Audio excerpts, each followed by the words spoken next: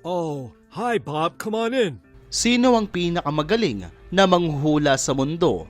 Ang Mayans ba? Nostradamus? Baba Vanga? Edgar Cayce? O si Homer Simpson? Hey, Nostradamus. Did the rapture come? I can't recall. Oh, in fact, I can recall, and it didn't, and you suck. Ang Simpson ay nagsimulang ipalabas noong December 17, 1989 sa USA.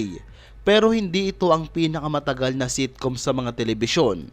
Ito ay kwento ng isang masayang pamilya at isang tatay na napakagaling sa lahat ng bagay. My share of failure, sure. And sometimes I get pretty nervous. But thanks for talking it out with me. Pero kapatid, bago tayo magpatuloy ay mag-subscribe ka na. Nag-upload ako ng isa o higit pa sa isang linggo. Guys, panoorin natin itong video ni Win Whitey tungkol sa mga na-predictions ng The Simpsons na palabas. Tara!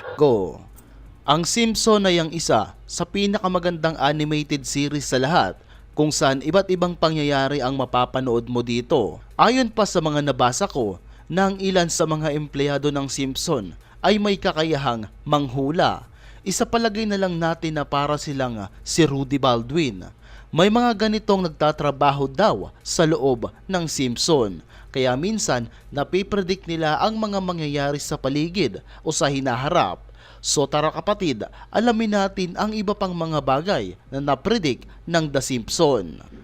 Robot Takeover.